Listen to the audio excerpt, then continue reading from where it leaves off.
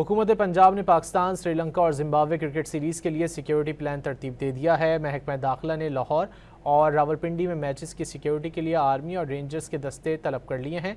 लाहौर में आर्मी और रेंजर्स की एक एक कंपनी की खिदमात तलब की गई हैं। मज़ीद जानेंगे bureau chief Dawn News Mohammad Bilal से। मोहम्मद बिलाल, क्या तफसीलात हैं?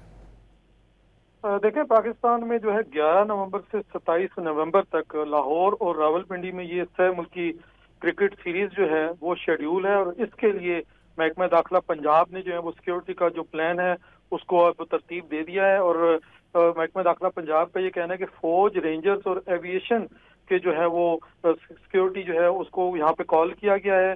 अगर सिक्योरिटी की डिटेल्स में जाएं तो उसमें लाहौर में आर्मी और रेंजर्स की एक एक कंपनी की खिदमात तलब की गई है, जबकि रावलपिंडी में आर्मी और रेंजर्स की तीन तीन कंपनीज की जो है खिदमात तलब की गई हैं। इसके साथ साथ लाहौर में आर्मी एविएशन के जो हेलीकॉप्टर्स हैं उनकी भी खिदमात तलब की गई हैं।